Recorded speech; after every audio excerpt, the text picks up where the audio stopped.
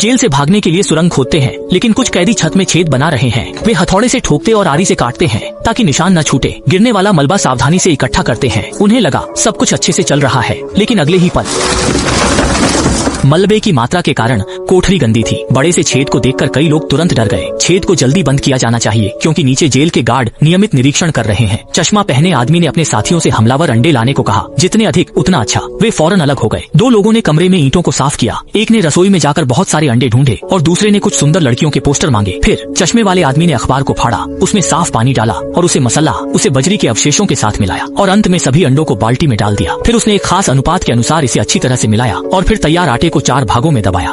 आखिरकार ये ऊपर के बड़े छेद को बंद करने के लिए पर्याप्त था। जेल के गार्ड ने जांच कर पहली मंजिल से दूसरी मंजिल बढ़ा। कैदियों ने एक पोस्टर से छेद को ढक दिया। जैसे ही यह हुआ, गार्ड ठीक उसी समय जेल के दरवाजे पर पहुंच गया। वे शांत रहने का नाटक करते हैं और प्रार्थना करते हैं कि गार्ड छेद को न देखे, जबकि अंदर गार्ड बक्से खोज रहा था। कुछ नहीं मिला। बाहर के कैदी सभी तनाव में थे। गार्ड छेद के नीचे पहुंच गया और उसने पोस्टर देखा, लेकिन जब वह उसे फाड़ने के लिए हाथ बढ़ाने वाला था तो अचानक उस खूबसूरत पोस्टर की ओर आकर्षित हो गया। फिर उन्होंने छोड़ने का निर्णय लिया। उन्हें नहीं पता था कि इस पोस्टर के नीचे एक बहुत बड़ा स्थान है, जिसमें लगभग 100 टन मिट्टी समा सकती है। अगले दिन कुछ लोग जेल की लंबाई मापने लगे। जेल से भागने में सफल होने के लिए उन्हें लगभग 100 मीटर लंबी एक सुरंग खोदनी थी और उन्होंने तुरंत काम शुरू कर दिया। फिर वे कमरे में लौट आए। दीवारों पर चारों ओर ठोकने लगे, सबसे छिपी और कमजोर दीवार को खोजने के लिए। फिर छेद के आकार को मापने के लिए एक पैमाना इस्तेमाल किया और फिर कटाई शुरू की। काम खत्म होने के बाद उन्होंने मिश्रित गोंद से दरारों को बंद कर दिया ताकि किसी को शक न हो। 1 महीने की मेहनत के बाद एक व्यक्ति के द्वारा खोदे गए छेद का प्रारूप दिखाई देने लगा। फिर उन्होंने पहले से बनाए गए नकली अंग को पहन लिया और गोंद से दरार को छिपा दिया। सब कुछ बिल्कुल सही था।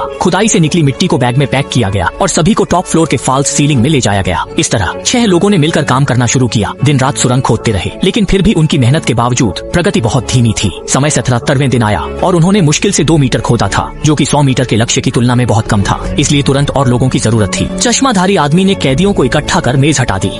एक पल के लिए सभी लोग समझे नहीं, जब तक कि उन्होंने आरी से ईंट काटकर नकली अंग हटाया। तब एक बड़ा छेद प्रकट हुआ। फिर उसने भागने की योजना बताई। उन्हें उम्मीद नहीं थी कि साथी कैदी सुनकर समर्थन देंगे और संख्या बढ़ने से खुदाई तेज हो गई। वे हर दिन 8 घंटे काम करते थे। हर 2 घंटे में व्यक्ति बदलता और काम के बाद गंदगी धोनी पड़ती। नाखूनों के बीच की जगह भी नहीं छोड़नी चाहिए। दक्षता बढ़ाने के लिए उन्होंने सुरंग के ऊपर एक छेद खोदकर रेत और मिट्टी को बाहर भेजा। काम करते समय वे व्यवस्थित तरीके से एक दूसरे के साथ सहयोग करते थे और प्रवेश मार्ग पर एक व्यक्ति हमेशा चौकसी करता था। अगर कोई हलचल होती तो तुरंत चेतावनी दी जाती। हालांकि खुदाई के दौरान एक दिन अचानक एक कैदी बेहोश हो गया, क्योंकि सुरंग बहुत गहरी होने के कारण ऑक्सीजन की कमी हो गई थी। इस समस्या को हल करने के लिए उन्होंने एक इलेक्ट्रिक शॉक डिवाइस लाने का फैसला किया। प्लास्टिक से पत्ते बनाकर फिर उन्हें एक साधारण पंखे में बदलने के लिए ट्यूब में स्थापित किया गया। पाइपलाइन से हवा को सुरंग में भेजा गया, जिससे ऑक्सीजन की कमी की समस्या का समाधान हुआ।